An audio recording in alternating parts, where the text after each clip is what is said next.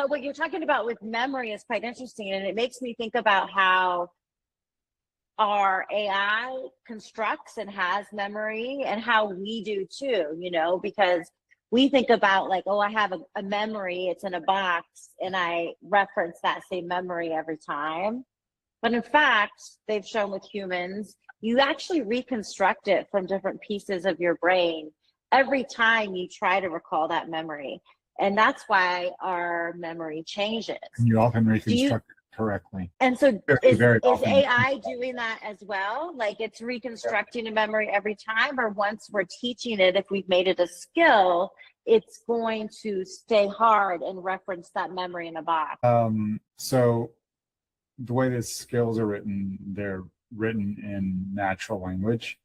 And so they can be modified over time. Think of it more as like a standard operating procedures document that you can give to an employee.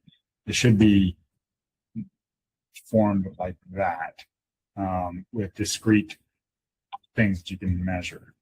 If you give it subjective decision capabilities, then yeah, it's going to be different based on what model it is and what day it is, and it's non-deterministic in that sense.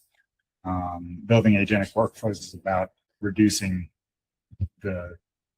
those types of decisions, but also automating the other types of decisions that are just easy, that make sense. And if you have a standard operating procedure, there's skills types memories, and also like a knowledge base type memory, like I talked about with Karpathy's LM wiki.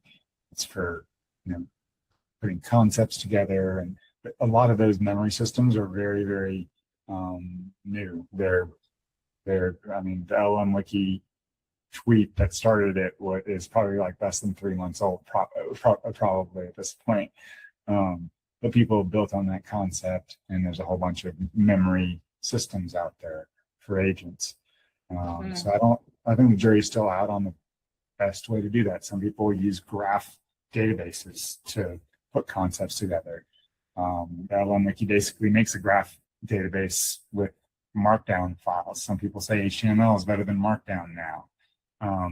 So the way the memory is stored may make a big difference in how it's affected in the model. How it's reconstructed into what you think is facts or output. So it's very, it's very hard to lock down things if you're switching models. If like this week Anthropic is throwing you off the plan, and you don't have enough credits, and you have to switch over to Codex, and like that's what's happening. Stuff affects the layer above it. So these skills and memories and things like that can be thrown off track because it's not using one consistent model. And you're also like, when the new model comes out, you're using the newer model, and maybe you remembered some things that don't make any sense to remember, and you're only remembering it because an old version of it thought that it was important, whereas the newer version would never think that was